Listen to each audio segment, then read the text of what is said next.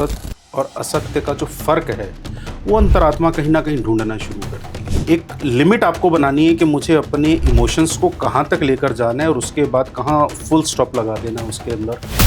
अध्यात्म का सही मतलब क्या है? कलयुग के अंदर नाना करते सबसे ज़्यादा छल कपट आपके साथ आपके अपने सगे संबंधी करते हैं। गीता यही बताती है हमारे को कि हमें अपने सभी संबंधों को एक निश्चित सीमा तक ही आगे लेकर जाना है। सर, कई लोग ऐसा होता है कि वो अपना कर्म कर तो रहे हैं पर उन्हें उनका फल नहीं मिलता। जो जन्मों के कर्म हैं जो हमने पिछले जन्मों में किए हैं और उसका फल हमें भी नहीं मिला, वो इस जन्म में हम अपने साथ लेकर आए हैं प्रारब्ध में। कहीं पर भी भगवान श्री कृष्ण ने अपने पूरे उपदेश के अंदर ये नहीं कहा गीता में कि आप कर्म से विमुख हो जाए। अगर एक आम इंसान उसे पढ़ना चाहे, समझना चाहे, तो इसके लिए आप उनको कौन सा बुक रेकमेंड करेंगे?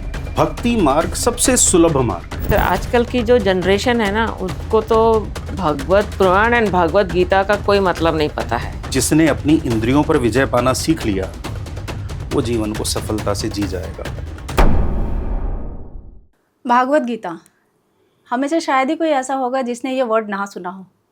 बेशक हमने इसे पढ़ा ना हो, इसकी डीप अंडरस्टैंडिंग ना हो, पर हम सभी ने अपनी लाइफ में कहीं ना कहीं कभी ना कभी इसे जानने की, समझने की कोशिश ज़रूर किया है कि किस तरह से रिलेट करता है ये हमारी लाइफ से।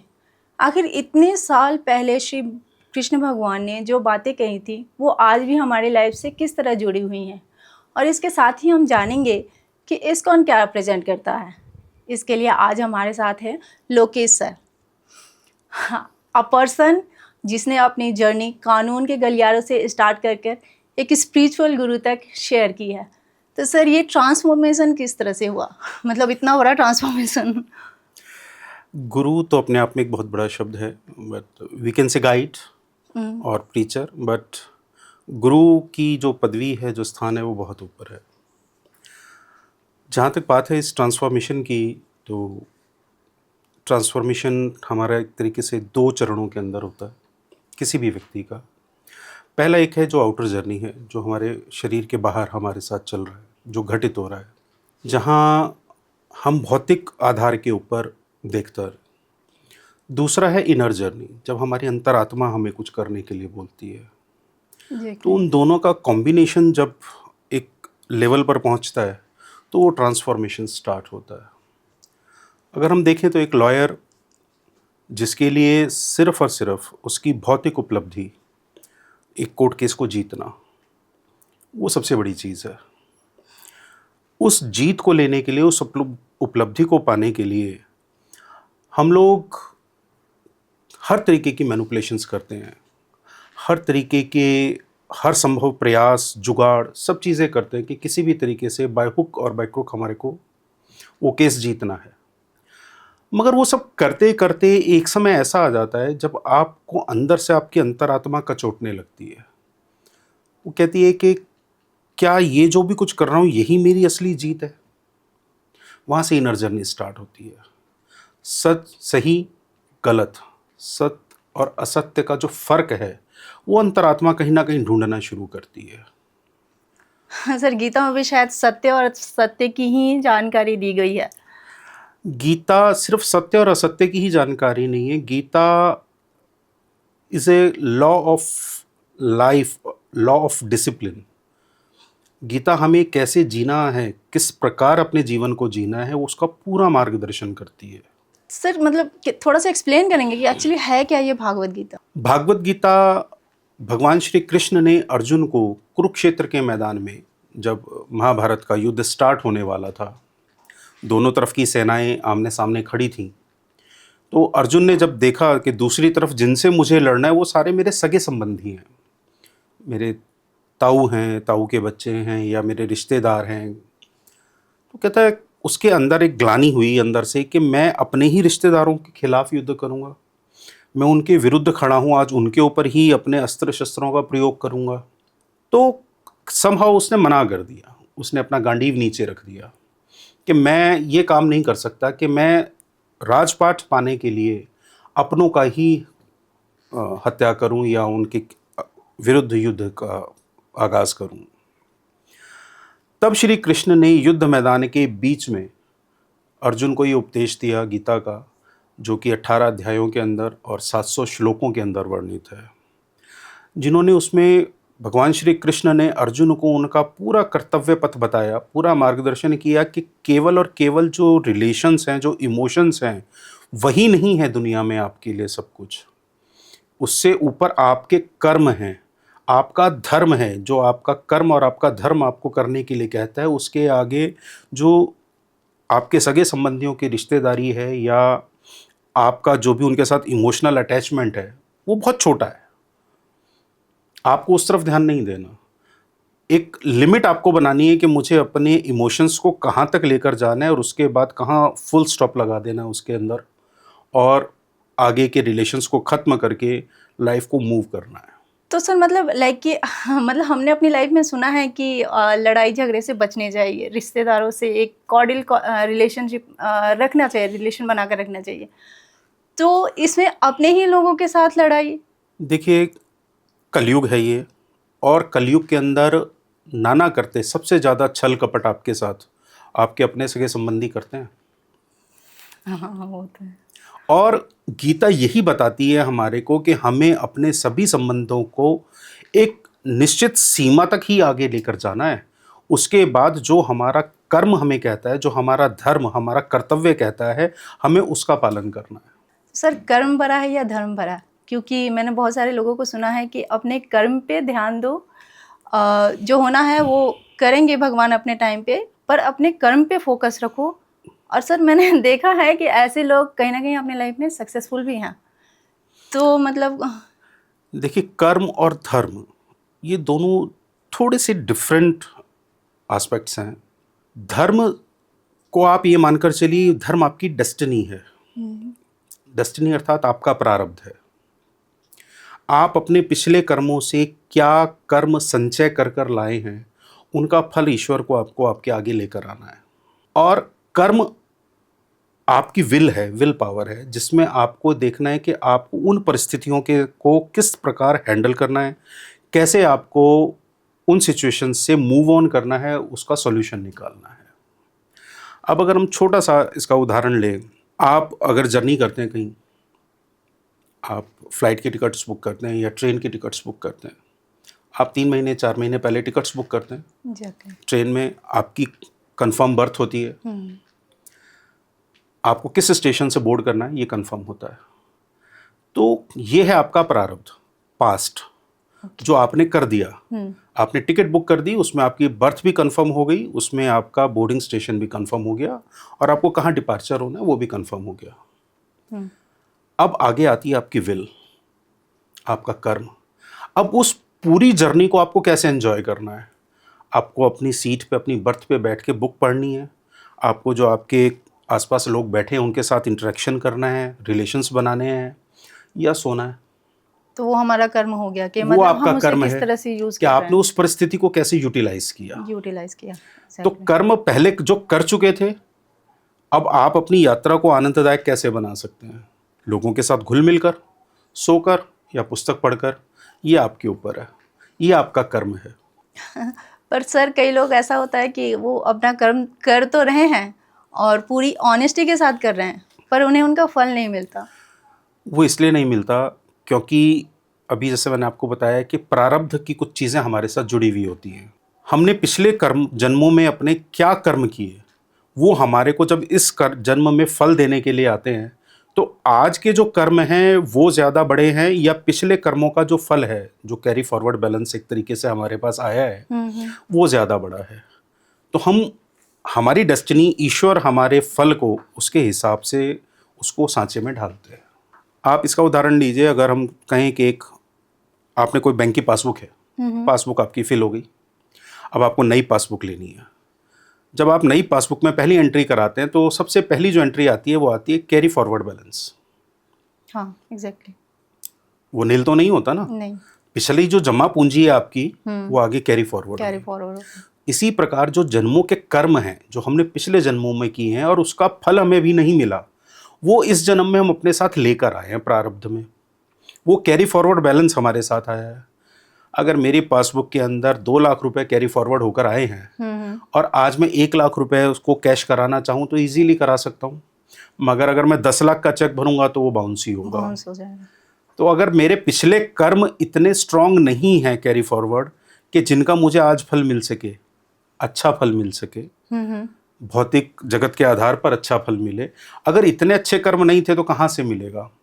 तो लोग कहते हैं कि जी हमें फल नहीं मिल रहा, हम कर्म तो पूरी ईमानदारी से हाँ, कर रहे हैं। एग्जैक्टली। मगर आज का कर्म आपके पिछले जन्मों के कर्मों को धो नहीं सकता, उनको सुधार सकता है और आपके अगले जन्म में जो अगली पासबुक में कैरी फॉरवर्ड होना है उसमें अच्छे तरीके से ले जा सकता है आपको। तो फिर सर फ्री विल कुछ नहीं है, सारी चीज़ें डेस्टिन्ड हैं? नहीं, फ्री विल है ना। मैंने क्या कहा आपको, आज जो कर्म आप कर रहे हो वो आपकी आगे की डेस्टिनी को फाउंडेशन का काम करता है। तो मतलब वो जो डेस्टिनी में कैरी फॉरवर्ड होगा, ऐड ऑन होगा हमारे आगे की लाइफ जर्नी में, तो वो आपके इस लाइफ में होगा या फिर नेक्स्ट लाइफ में? वो इस लाइफ में भी हो सकता है और फिर भी बच जाए तो नेक्स्ट लाइफ में भी जाएगा। तो मतलब हम अपनी लाइफ को ट्रांसफॉर्म कर सकते हैं, अपनी डेस्टिनी को चेंज कर सकते हैं, ये हमारे बिल्कुल। हाथों में है। बिल्कुल। ओके। यहाँ मैं कहूँगा कि सिर्फ कर्म ही सब कुछ नहीं है। आप देखेंगे बहुत सारे लोग कर्म बहुत कुछ करते हैं मगर फल नहीं मिलता। वही मैंने कहा था। आज आपका जो कर्म है वो एक फाउंडेशन है, एक तरीके का। फाउंडेशन मीन्स जैसे हम कोई मकान बनाते हैं उसकी बुनियाद है, नींव है। वो नींव आपने बहुत स्ट्रांग बना दी, मगर डेस्टिनी में जो आपके पिछले से प्रारब्ध आ रहा है उस प्रारब्ध के हिसाब से आपको अब उसके ऊपर मकान बनाना है। मकान तो है ही नहीं, प्रारब्ध में कुछ था नहीं ना, कैरी फॉरवर्ड बैलेंस कुछ नहीं था, तो मकान बना नहीं। बेस अब ही आप रह कहें गया। कि जी मैंने तो बहुत बढ़िया नींव डाली है, बड़ी मजबूत नींव बनाई है, मकान बहुत स्ट्रांग बनेगा। स्ट्रांग बनेगा। बनेगा कब? खाली नींव से मकान तो नहीं है ना। तो मतलब उस मकान को बनाने के लिए क्या करना होगा हमें? उस मकान को बनाने के लिए जो आपके साथ आपका प्रारब्ध जुड़कर आया है, आप उस प्रारब्ध का सदुपयोग कीजिए, अपने कर्मों के अनुसार उसको बदलिए। कैसे पता चलेगा हमें कि हमें क्या करना चाहिए? कि जैसे मैंने अभी आपको कहा, एक एग्जांपल दिया था ट्रेन का। प्रारब्ध ने आपकी टिकटें तो बुक कर दी, आपकी सीट बुक कर दी, एग्जैक्टली। मगर अब आपको कर्म करना है कि आपको उस जर्नी को एंजॉय कैसे करना है। वो आपका बुद्धि और आपका विवेक है कि आप अपने उस सफ़र को कैसे काटेंगे। आप वहाँ पब्लिक रिलेशंस बनाते हैं, लोगों के साथ इंटरेक्शन करते हैं जो आपको आगे फ्यूचर में काम आएगा, या आप कोई पुस्तक पढ़ते हैं जो आपका ज्ञानवर्धन करेगा, या आप सो जाते हैं चद्दर तान के जो कुछ नहीं करेगा, आपका कोई फ़ायदा नहीं, आपने सो के पूरा सफ़र काट दिया। अभी आपकी बुद्धि विवेक पे है कि अब आप उस अपने प्रारब्ध को ठीक करने के लिए, एंजॉय करने के लिए उसको किस प्रकार के कर्म करते हैं। तो मतलब लाइक कि कर्म करना है हमें, ठीक है, जी। पर गीता में तो कहा गया है कि कर्म कर फल की इच्छा ना कर। और हम जो भी कर्म करते हैं, मान लीजिए अगर हम कोई एक्टिविटी करते हैं तो एक एक्सपेक्टेशन के साथ करते हैं कि इसका एक रिजल्ट आएगा। जैसे कि हम अगर जॉब भी करते हैं पूरे मंथ, तो हमें एक्सपेक्टेशन Earning होती आएगी, है कि सैलरी नेक्स्ट मिलेगी। मंथ फर्स्ट वीक हमारी या फिर मंथ के एंड में सैलरी आएगी। बिल्कुल। तो मतलब इसका क्या लॉजिक है, आप जरा एक्सप्लेन करें। नहीं, देखिए, कर्म करना है आपने। कहीं पर भी भगवान श्री कृष्ण ने अपने पूरे उपदेश के अंदर ये नहीं कहा गीता में कि आप कर्म से विमुख हो जाए। आप कर्म कीजिए, उसका फल आपको क्या देना है वो मैं डिसाइड करूँगा। मतलब आप एक जॉब कर रहे हैं, अगर आपकी जॉब है 9 to 5, आपको सपोज कोई डाटा एंट्रीज करनी है कंप्यूटर पे, आप 9 से 5 सीट पर तो बैठे हैं, मगर आप डाटा एंट्री पूरे मन से नहीं कर रहे, रोज़ काम पेंडिंग करके चले जाते हैं। जब इंक्रीमेंट का टाइम आएगा तब बॉस क्या सोचेगा? कि पेंडिंग वर्क्स तो चल भाई ही रहे काम हैं तो अभी। करती ही नहीं ना ढंग से। हाँ, exactly। तो क्या देना है जी? 2%, 5%। जब किसी और को 25% मिलेगा तब बड़ा दुख होगा। फिर हम कहते हैं कि हमने काम तो किया, कर्म तो किया, मगर हमें फल नहीं मिला। वो फल तभी मिलेगा जब हम अपने कर्म को पूरी ईमानदारी से और बिना इस चिंता के कि अगर मैंने 9 to 5 बहुत अच्छे तरीके से रोज़ का काम रोज़ कंप्लीट कर दिया, उसके बाद मुझे 25% इंक्रीमेंट मिलेगा, ये सोचकर नहीं। काम पूरा कर दिया, अब इंक्रीमेंट जब मिलेगा माइट भी 35% हो, 35% हो सर, बट 35% से सेटिस्फैक्शन नहीं होती, पहली चीज़। और दूसरी चीज़ कि आजकल की जो लाइफस्टाइल हो गई है, एवरीवन इज़ वर्किंग, ठीक है सर, टाइम नहीं है लोगों के पास। और जो हमारे हिंदू धर्म में जो हमारे लाइक कि पूजा हो गया या जो भी भक्ति का जो भी रास्ता है, हमारा स्पिरिचुअलिटी का जो भी वे है, ये थोड़ा सा टाइम टेकन होता है नहीं, एक। ये हाँ, तो आप उन लोगों के लिए मतलब वो लोग क्या करें? नहीं, मैं आपको इस पे कहूँगा ये वर- टाइम टेकन प्रोसेस बिल्कुल भी नहीं है। भक्ति मार्ग सबसे सुलभ मार्ग है। जब आप भक्ति के अंदर जाते हैं, आप कह रहे हैं कि मेरे पास टाइम नहीं है, ये किसी के पास आजकल युग है, सभी लोग क्योंकि भागा दौड़ी है, ऑफिस ऑफिस जाना है, है, काम हाँ, करना काम है, करना है। अपने रिलेटिव्स के साथ भी कॉर्डियल रिलेशंस बनाने हैं, दोस्तों के साथ भी बनाने हैं, एग्जैक्टली। पार्टीज भी करनी है, टाइम नहीं है। हाँ, बट सच्चाई ये है, everybody is busy without any work. घर में सोने का समय है, लोगों का जब कॉल आएगा तो कहेंगे यार बहुत बिजी हूँ, आ नहीं सकता। हाँ, ये तो और भक्ति मार्ग आपको ये नहीं कहता कि आपको घंटों पूजा पाठ के अंदर बिताने हैं। भक्ति मार्ग कहीं आपको ये नहीं कहता, गीता आपको कहीं ये नहीं कहती कि आपको इतने हजार नियमों का पालन करना है, इतने घंटे लगाने हैं, तब आप मेरी भक्ति कर पाओगे। आप अपना कार्य करते करते भगवान का नाम सुमिरन कीजिए। आपको जो सन्यासियों को फल मिलता है ना, गृहस्थ जीवन के साथ साथ नाम सुमिरन करने वालों को उससे 10 गुना ज़्यादा फल मिलता है। ऐसा वाकई में होता है? 200%। भगवान श्री कृष्ण ने खुद गीता में कहा है कि कर्म के साथ साथ मुझे मत भूलो। कर्म करो, मेरा नाम सुमिरन करो, और उसके बाद अब मुझको अपने आप में समर्पण कर दो, और उसके बाद फल लो। हमारे यहाँ इस्कॉन में श्रीला प्रभुपाद जी कहते हैं कि भगवान सुमिरन नाम वो नहीं है कि आप सब कुछ छोड़कर, गृहस्थ छोड़कर सन्यासी जीवन अपना लो और गुफाओं कंदराओं में बैठकर आप ध्यान में बैठे हो। वो आपका असली जीवन का उद्देश्य नहीं है। ईश्वर ने आपको यहाँ भेजा है, इस धरती पर जन्म दिया है, अपने गृहस्थ के कर्तव्य भी निभाइए और भगवान का नाम सुमिरन भी कीजिए। बड़ा भक्त वो है जो गृहस्थ जीवन के साथ साथ भगवान का नाम सुमिरन करता है। बड़ा वो नहीं जो अपने गृहस्थ की जिम्मेवारियां छोड़कर, अपने कर्तव्य छोड़कर, उनसे विमुख होकर संन्यास लेकर बैठ जाए। उसको कोई फल की प्राप्ति नहीं है, वो सिर्फ दिखावा है। तो मतलब सर, ये इस्कॉन एक्चुअल में रिप्रेजेंट क्या करता है, किस तरह वर्क करता है? इस्कॉन बेसिकली भगवान श्री कृष्ण की शिक्षाओं का प्रचार प्रसार करने का एक माध्यम है। श्रीला प्रभुपाद जो इसके फाउंडर हैं थे, उन्होंने इस इस्कॉन नाम की संस्था का निर्माण किया, और इसका सबसे बड़ा उद्देश्य केवल और केवल भगवान श्री कृष्ण की शिक्षाओं का, उनके ज्ञान का और उनकी लीलाओं का प्रचार करना है। मतलब ये तो पूरी तरह से भगवान श्री कृष्ण को भगवान श्री कृष्ण ही एक कृष्ण है। ऐसे भगवान हुए हैं धरती पर, भगवान श्री हरि विष्णु ने अनेकों अवतार लिए हैं। हाँ, मतलब कि बहुत सारे भगवान हैं, तो श्री कृष्ण नहीं, भगवान तो बहुत सारे हैं। हाँ, हिंदू धर्म में तो बहुत सारे भगवान आप उन्हें, मैं कहूँगा कि सर्व परम भगवान जो हैं वो भगवान श्री कृष्ण हैं। जैसे कोई सरकार चलती है तो उसमें जो सबसे बड़ा पद होता है वो प्रधानमंत्री का होता है या राष्ट्रपति का होता है। बाकी मगर वो सारे डिपार्टमेंट्स में नहीं चला सकता ना, तो उसके नीचे वो मंत्री रखता है अपने।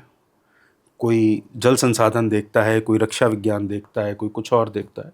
उसी प्रकार भगवान श्री कृष्ण जो सर्वोपरि हैं, उनसे बड़ा कोई नहीं है। पूरे ब्रह्मांड के इकलौते रचयिता और मालिक वही हैं। उन्होंने आगे वो अपने विभागों का बंटवारा कर रखा है कि आप देखिए, जो उनके गण हैं भगवान श्री कृष्ण के, उनको वो विभागों की जिम्मेवारियां सौंपी हुई हैं। वरुण देव को सौंप दी कि आप देखो जल का प्रबंध धरती पर कैसे करना है। माता अन्नपूर्णा को भेजा कि आप देखो लोगों का पेट भरना चाहिए, कोई भूखा नहीं सोना चाहिए धरती के ऊपर। इस प्रकार अलग अलग विभागों का बंटवारा है। अब आप उसमें कंफ्यूज हो जाते हैं कि ये भी भगवान है, ये भगवान के पार्षद हैं, गण हैं।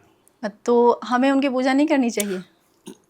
नहीं, अब आपको अगर कोई काम कराना होता है तो आप सीधा प्रधानमंत्री के पास नहीं जाते हैं ना। नहीं, अगर जल से संबंधित कोई आपकी कोई परेशानी है तो आप जल संसाधन मंत्रालय में ही जाएंगे पहले। नहीं सकते इतनी सी। नहीं, आप पहुंच सकते हैं। भगवान श्री कृष्ण ने कहा है कि आपके लिए मैं सुलभ हूं। आप मेरा नाम जप कीजिए, मेरा गुणगान कीजिए, मैं आपके लिए सुलभ हूं। आपको गोलोक में वास दूंगा, मगर कर्म भी करो और मेरी भक्ति भी करो। ये तो सर, अगर भगवान ने अलग अलग डिपार्टमेंट्स दे रखे हैं, तो मेरा एक पर्सनल क्वेश्चन है जो अभी इंडिया में चल रहा है डॉग्स को लेकर। हम सबको पता है कि they are speechless, they are helpless. भगवान ने उनको रोड में ही जन्म दिया है, वहीं उनका घर है, फिर भी कई लोगों के अंदर मतलब ये अंडरस्टैंडिंग नहीं होती, उनको लेकर बहुत ज़्यादा हेट है। आखिर ऐसा क्यों? मतलब ये तो बहुत छोटी सी चीज़ है कि सबको समझ में आता है कि वो अपना पेट खुद नहीं भर सकते। देखिए, पहली तो एक बड़ी विडंबना है इस कलयुग की कि जिसे घर में होना चाहिए वो घर से बाहर है, और जिसे घर से बाहर होना चाहिए था वो घर के अंदर है। गौ माता, जिन्हें घर के भीतर स्थान मिलना चाहिए, आज वो कचरा बीन रही हैं, पर कचरे को में मुंह मार रही हैं। और जो कुत्ता है, जिसे घर के बाहर होना चाहिए था रखवाली के लिए, आज वो हमारे घर के अंदर हमारे बिस्तरों पे सोता है। जहाँ तक आप बात कहती हैं स्ट्रीट डॉग्स की, जो आजकल का एक विषय बड़ा गर्म चल रहा है, सुप्रीम कोर्ट ने भी हाल ही में उसके ऊपर अपना जजमेंट दिया है। कल ही उसका जजमेंट आया है कि स्ट्रीट डॉग्स के लिए शेल्टर बनाने की ज़रूरत नहीं है। देखिए, जीव है, अब उस जीव को देखने का नज़रिया हमारे जो पारिवारिक संस्कार हैं उस पर डिपेंड करता है। आप अपने बच्चों को जीवदया सिखा रहे हैं या आप उनसे नफरत करना सिखा रहे हैं? जैसा शिक्षा, जैसा संस्कार मनुष्य को अपने परिवार से मिलता है, वो वैसा प्रदर्शन बाहर करता है। आप कुछ घरों के अंदर देखेंगे कि लोग अपने बच्चों को गौशाला लेकर जाते हैं, गौ को चारा डालना, पुचकारना, वहाँ सेवा करना, या जो सड़क के कुत्ते हैं, निराश्रित हैं, उनको भी जाते हैं, भोजन डालते हैं, खिलाते हैं। वो उनके परिवार के संस्कार हैं जो उन्होंने दिए कि हर जीव को दया की दृष्टि से देखो। और कुछ लोग हैं जो उन्हें मारकर ही खाना पसंद करते हैं, तो उनके लिए तो कोई दया भाव उनके मन में है ही नहीं। हाँ, ऐसा दया आपने कहा तो मतलब मैंने देखा है ऐसा कि कुछ एक लोग ऐसे होते हैं जो थोड़े इमोशनल होते हैं, और ऐसा होता है कि उनके इमोशनल होने का लोग फ़ायदा उठाने लगते हैं। तो ऐसे लोग किस तरह से डील करें? और वो परेशान हो रहे होते हैं। देखिए, इमोशंस जो सबसे बड़ी चीज़ है, उसको कहीं ना कहीं आपको उसकी एक सीमा बनानी पड़ेगी। ये बात आपको जाननी पड़ेगी कि आप अपने इमोशंस को किस हद तक लेकर जाएंगे और कहाँ जाके आपको उसके ऊपर फुल स्टॉप लगाना है। ये नहीं हो सकता कि आप इमोशंस के साथ बहते रहें और लोग आपकी उस इमोशन का या आपकी उस भलमानसी का फ़ायदा उठाते रहें। और गीता यही ज्ञान हमारे को देती है, हमारे को अपनी बुद्धि विवेक का इस्तेमाल करने का एक जरिया देती है कि हम कहाँ पर जाकर अपने आप के ऊपर पूर्ण विराम लगाएं कि मैं खुद को इससे ज़्यादा इस्तेमाल नहीं होने दूंगा। कलयुग है, और सबसे ज़्यादा छल कपट आपके अपने करते हैं आपके साथ। जो गैर है, जो आदमी आप जिसको आप जानते नहीं, आप उससे तो बचकर रहते हैं ना, आप उसकी बात पर विश्वास नहीं करते। आप विश्वास किस पर करते हैं? जो आपका सबसे ज़्यादा सगा होता है, जो आपका सबसे ज़्यादा प्रिय होता है, आप उस पर विश्वास करते हैं। और जो एक शब्द है विश्वासघात, अगर विश्वास ही नहीं होगा तो कोई घात कैसे लगाएगा आपके ऊपर? हाँ, एग्जैक्टली, जहाँ विश्वास होता है वहीं विश्वासघात होता है। तो गीता आपको ये बुद्धि विवेक समझने के लिए देती है कि आप कहाँ पर जाके अपने इमोशंस के ऊपर पूर्ण विराम लगा दें कि अब तक तो जो मेरा फ़ायदा तुम्हें उठाना था तुमने उठा लिया, आगे नहीं उठाने दूंगा। सर, मेरा आपसे एक सवाल है कि अध्यात्म का सही मतलब क्या है? आप प्लीज़ ये हमें बताइए। अध्यात्म बेसिकली दो शब्दों का योग है, अधि और आत्म। अधि मतलब अंतर, हमारे अंतर जो भी कुछ इनर हमारे, और आत्म मतलब आत्मा, सोल। ओके। हमारे अध्यात्म का एक्चुअल जो असल मीनिंग है वो ये है कि अपने अंदर के असली स्वरूप को जानना कि हम क्या हैं, वो असली अध्यात्म है। तो इसके लिए मतलब हम और कैसे डीप नॉलेज इस चीज़ के लिए पा सकते हैं? हम अध्यात्म तक जाने के लिए हमें क्या करना पड़ेगा? देख लिए, अध्यात्म तक पहुंचने के लिए हमारे को प्रैक्टिस की ज़रूरत है। मेडिटेशन एक रास्ता है, ठीक है। गीता का पढ़ना हमारे लिए एक रास्ता है, उसको अर्थ को समझना एक रास्ता है। और भी बहुत सारे वेद पुराण हमारे पास हैं जिनको पढ़कर हम उसकी गहराई तक जा सकते हैं, असलियत तक, कि हमारे अपनी अंदर की असली पहचान जिसको हम उजागर कर सकें, बाहर ला सकें, तो वो उसमें हमें हेल्पफुल हो सकती है। सर, आजकल की जो जनरेशन है ना, उसको तो भगवत पुराण एंड भगवत गीता का कोई मतलब नहीं पता है, तो उनको हम इस चीज़ में कैसे ला सकते हैं? देखिए, जैसे मैंने अभी आपको थोड़ी देर पहले बताया था कि Bhagavad Gita is a rule book of our life, that is a user manual.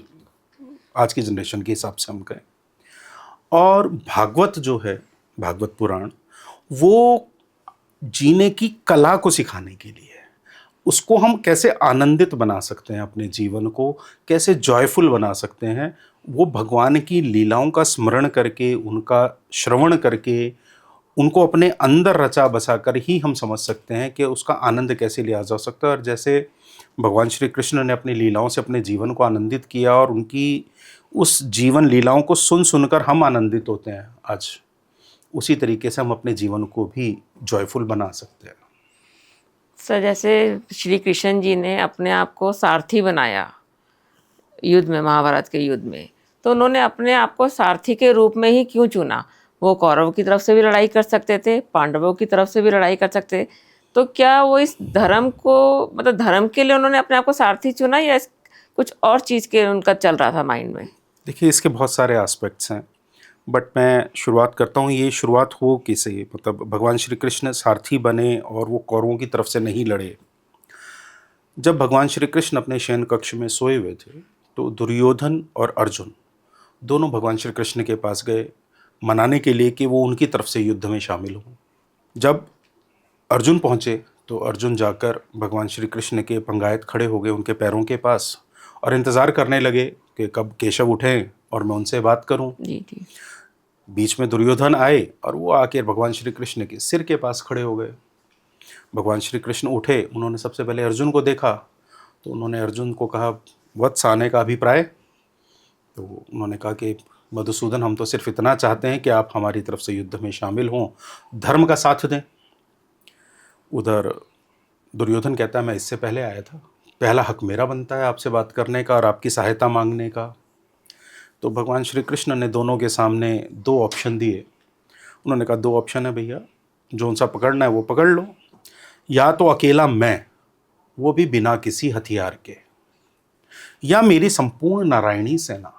तो दुर्योधन, क्योंकि उसका भाग्य उसको गलत दिशा में लेकर जा रहा था, तो कहता है, मैं तो नारायणी सेना लूँगा, अकेले तुझे लेकर क्या करूँगा, जो वो लड़ेगा ही नहीं, बिना हथियार के खड़ा होगा। तो अर्जुन ने कहा कि प्रभु मधुसूदन, जैसे आप हो, आप मेरे साथ रहें, नारायणी सेना बेशक आपकी वहाँ चली जाए, मगर आप मेरे साथ रहें। तो भगवान श्री कृष्ण ने कहा, अर्जुन एक बार फिर सोच लो, मैं युद्ध में हथियार नहीं उठाऊंगा, हाँ मैं तुम्हारा सारथी बनकर युद्ध में तुम्हारा मार्गदर्शन जरूर करूंगा। अब अगर हम सारथी शब्द का अभिप्राय देखें, सार, सार क्या है? हमारी अंतरात्मा। रथ, रथ है हमारी इंद्रियाएं। ओके। और हमारी इंद्री शरीर जो ये हमारा है, ये क्या है? ये कुरुक्षेत्र का मैदान। जिसने अपनी इंद्रियों पर विजय पाना सीख लिया, वो जीवन को सफलता से जी जाएगा। तो उन्होंने कहा, मैं मार्गदर्शन बन करूँगा तेरा, तो ये युद्ध कला सिखा दूंगा, सब कुछ करा दूंगा, मगर मैं हथियार नहीं उठाऊंगा। और वैसे भी अगर वो तो भगवान थे, पूर्ण अवतार थे, जी। अगर वो युद्ध लड़ते तो महाभारत की युद्ध सत्य और असत्य की जीत नहीं रहती, धर्म और अधर्म की जीत नहीं होती, वो जीत होती भगवान श्री कृष्ण की। जी। और भगवान श्री कृष्ण, क्योंकि वो तो सर्वज्ञानी सर्वव्यापी हैं, उन्हें पता था आने वाले समय में, क्योंकि अब कलयुग आना है और ये कलयुग का जो व्यवहार, जो आचरण होगा, वो किस प्रकार का होगा।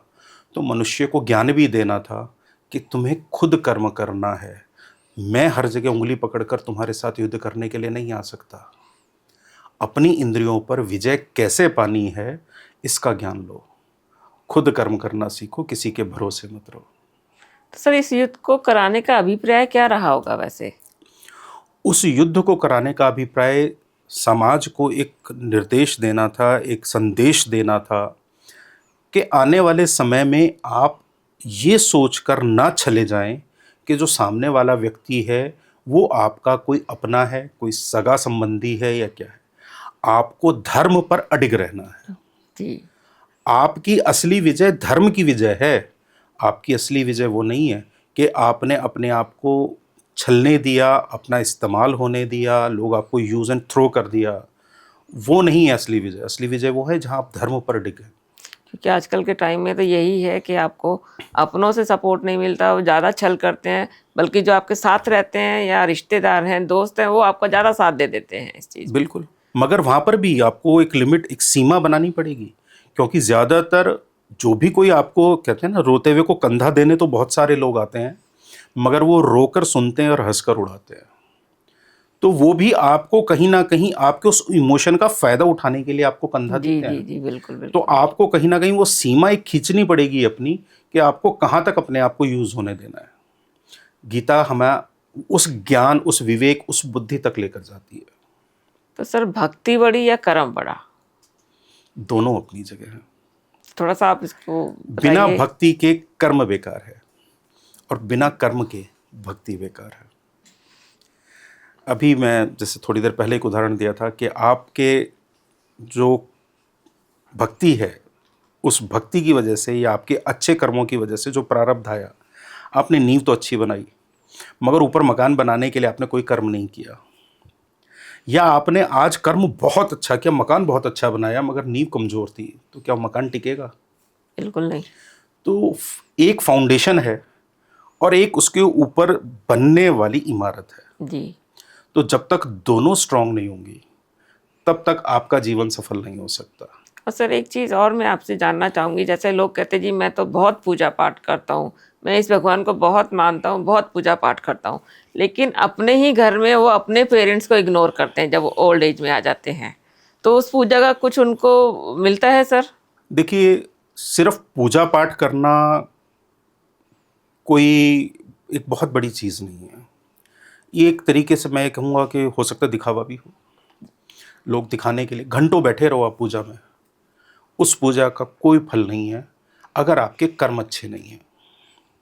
जहाँ तक बात है अपने माता पिता की सेवा सुष्टा करना, बिल्कुल उन्होंने आपको जन्म दिया है, आपका कर्तव्य है उनकी सेवा करना। मगर जैसा कि भगवान श्री कृष्ण ने कहा कि आपको कहीं ना कहीं एक सीमा तो बनानी पड़ेगी ना हर एक रिश्ते के लिए। अगर वो उन्हीं भावनाओं में रहते अर्जुन, तो शायद अपने भाइयों के विरुद्ध युद्ध नहीं लड़ पाते। तो वही सब चीज़ें हमें आम जीवन में भी लेकर आती हैं कि हमें किस रिश्ते को किस सीमा तक महत्व देना है और उसके बाद कहाँ हमें उसका त्याग कर देना है। हमें त्याग कर देना है, मगर उसका अनादर नहीं करना। जी। अगर आपकी आपके किसी रिश्तेदार से या माता पिता से नहीं बन रही, किसी भी रीज़न से, XYZ कोई भी रीज़न हो सकता है, तो ये नहीं है कि आप उनका अनादर करें। आप उनका त्याग तो कर सकते हो, आप उनसे एक लिमिटेड बोलचाल रखोगे या आप जो उनकी ज़रूरतें हैं वो पूरी करोगे, मगर उनका अनादर करना वो गलत है। और ये सब चीज़ें कहीं ना कहीं हमारे पारिवारिक संस्कार के ऊपर डिपेंड करती हैं कि हमारी पिछली पीढ़ियों से हमें क्या संस्कार मिलते आ रहे हैं। जब आज की जनरेशन में खुद ही संस्कार नहीं है, वो अगली जनरेशन को क्या क्या संस्कार देंगे? देंगे? सर, इसके ऊपर मैं आपको एक एग्जांपल देती हूँ। मेरे फादर साहब थे, उनका एक कहना था कि आप सिर्फ मन से सच्चे होने चाहिए, क्योंकि पूजा पाठ तो हर लोग करते हैं लेकिन उसका हमें कुछ फल मिलता नहीं है। लेकिन अगर आप सच्चे हो, आप अच्छे कर्म मिल कर रहे हो, तो उसका आपको फल ज़रूर मिलेगा। और मैंने देखा भी है कि मेरे फादर ने मतलब कभी पूजा नहीं करी, तो फिर हमारे अंदर भी वही रहा, हमने भी नहीं किया, हमें भी हैबिट नहीं है, तो वही चीज़ हमने अपने बच्चों को सिखाई, वो भी नहीं करते हैं। तो आगे अगर जो जनरेशन आएगी तो उसके लिए क्या करें हम इसके लिए? आप एक चीज़ नोटिस कीजिएगा, आपके पिता, आपने कहा वो पूजा पाठ नहीं करते थे जी मगर दिल के बड़े सच्चे थे। जी तो कहीं ना कहीं वो अंतरात्मा में तो भगवान का सुमिरन कर रहे जी। थे। उन्होंने बाहर दिखावा नहीं किया, पाखंड नहीं किया। मगर अगली जनरेशन ने ये नोट नहीं किया कि वो पाखंड नहीं कर रहे हैं, मगर अंतरात्मा में उनके ईश्वर बसे हुए हैं। आप लोगों ने ईश्वर को त्याग ही दिया। अब आपने त्यागा तो आपकी अगली जनरेशन का भी त्याग हो गया। अगर हम अपनी जड़ों से जुड़े हुए ही नहीं हैं, अगर किसी वृक्ष की जड़ ही काट दी जाए तो क्या वो वृक्ष जीवित रह सकता है? नहीं, बिल्कुल नहीं।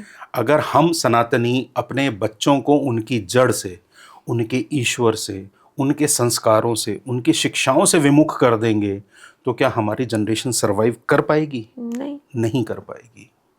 तो बच्चों को आपको कहीं ना कहीं वो संस्कार ताकि उनमें आए। ऐसा नहीं है, मैं ये नहीं कहूँगा कि मंदिर जाने से ही संस्कार आते हैं, मगर जहाँ कुछ नहीं है, एक बच्चा एक एग्ज़ाम देने जा रहा है और वो कोरा पेपर देकर आ रहा है, तो उसको क्या मिलेगा? शून्य। शून्य।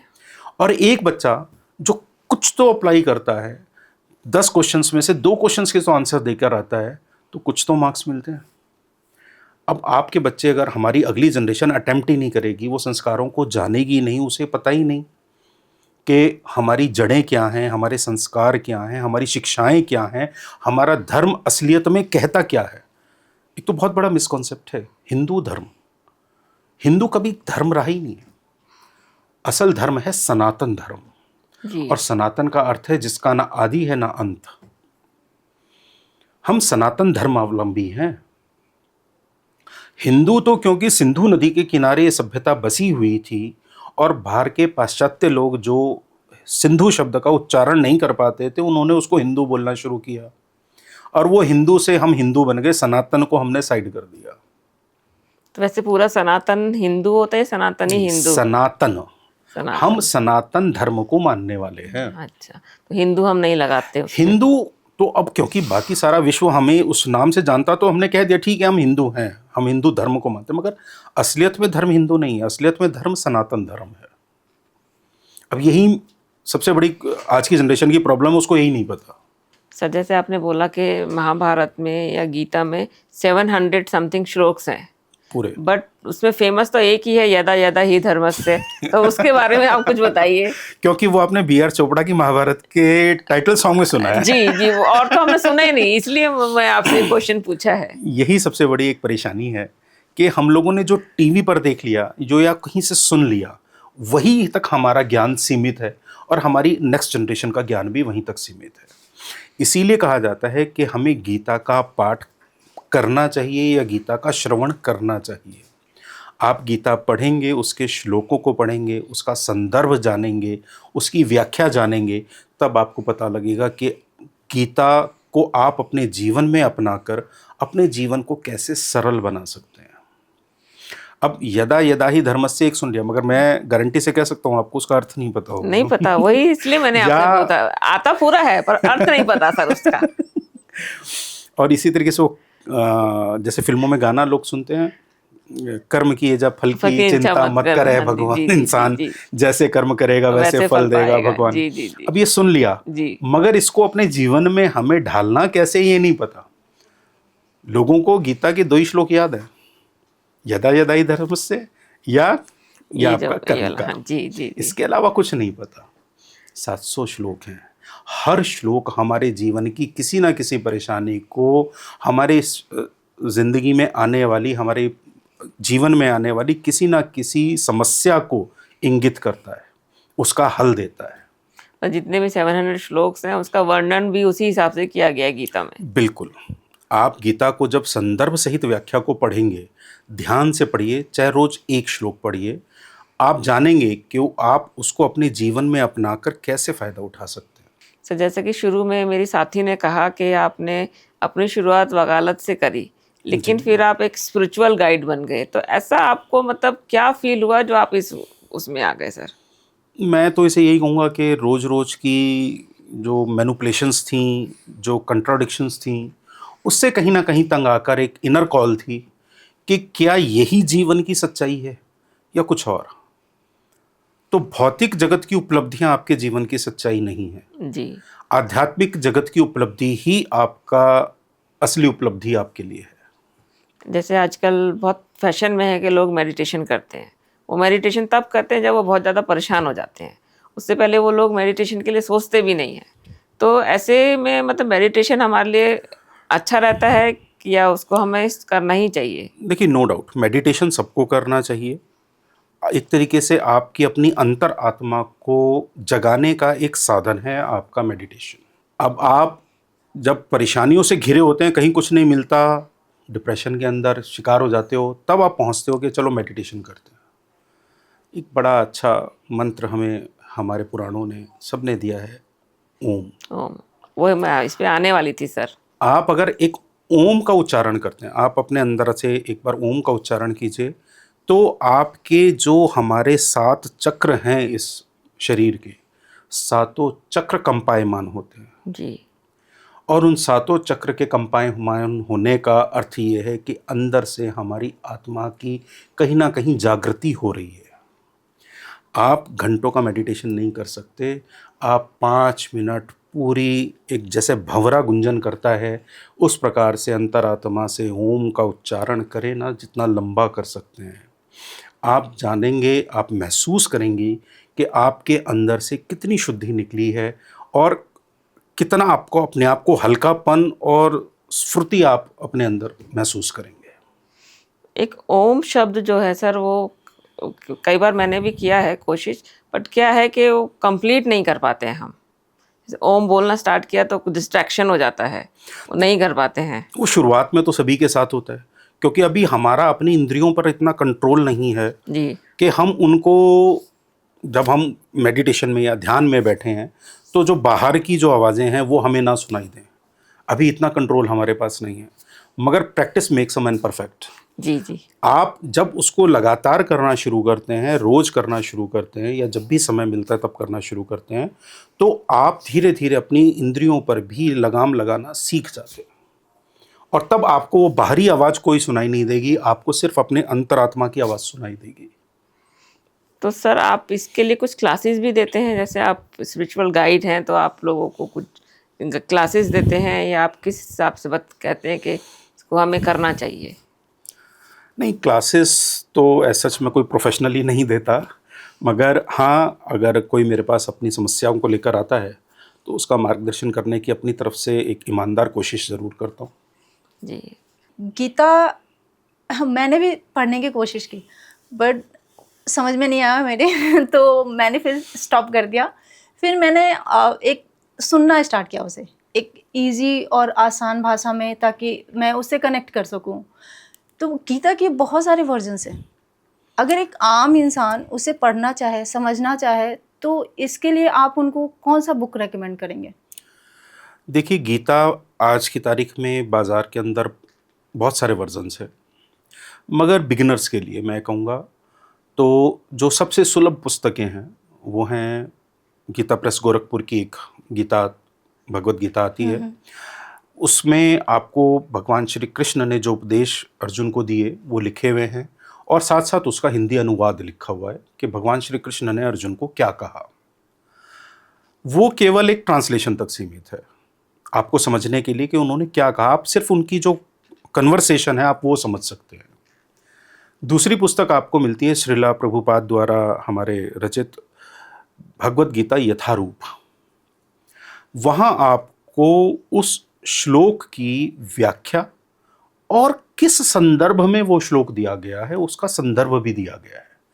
तो वो आपको पढ़ने के लिए, या जो भी कोई बिगनर है उनको पढ़ने में बहुत मदद देती है, वो बहुत हेल्पफुल है। तो मैं चाहूँगा कि अगर कोई बिगनर्स उसको पढ़ना चाहते हैं, समझना चाहते हैं, तो वो इन दोनों पुस्तकों में से किसी एक को लेकर पढ़ना शुरू करें और गीता को समझना शुरू करें। सर, भागवत गीता और भगवत गीता में क्या डिफरेंस है? लोग बहुत कंफ्यूज रहते हैं इस चीज़ को लेकर। इनफैक्ट मैं भी बहुत कंफ्यूज हुई हूँ बहुत बार। देखिए, पहली एक चीज़ आप समझिए कि भगवत गीता है और भागवत पुराण है। भागवत पुराण है, अच्छा। जो भागवत हैं, तो मतलब मैं पहले इतनी देर से भगवत गीता गलत प्रोनाउंस किया। जो भगवत गीता है उसमें भगवान श्री कृष्ण ने अर्जुन को उपदेश दिए महाभारत के मैदान में, ओके। कुरुक्षेत्र के मैदान में जब महाभारत का युद्ध हो रहा था। वो 18 अध्याय है और उसमें 700 श्लोक हैं। वो पूरा का पूरा भगवान श्री कृष्ण ने उपदेश दिया कि हमें अपने इस जीवन को कैसे जीना है। वो हमारी लाइफ को एक तरीके से गाइड करने के लिए है। भागवत पुराण जो है वो भगवान की समस्त लीलाओं का संग्रह है। भगवान ने जितने अवतार लिए हैं उन अवतारों में, और ख़ासकर विशेष तौर पर जो कृष्ण अवतार हैं जिसमें सबसे ज़्यादा लीलाएं रची भगवान ने, उन लीलाओं का रसपान करने के लिए है वो। अच्छा, भागवत पुराण में वो बताई गई हुई है। भागवत भगवान श्री कृष्ण की लीलाओं का आनंद लेने के लिए है, और भगवत गीता उस ज्ञान को अर्जन करने के लिए है जो हमारी लाइफ का प्रिंसिपल है, हमारी लाइफ का डिसिप्लिन है। Thank you so much sir, हमारे शो में आने के लिए, हमारे साथ जुड़ने के लिए, और हमें इतना मतलब वंडरफुल और नॉलेजेबल चीज़ें बताने के लिए। Thank you so much. Stay tune for our next podcast.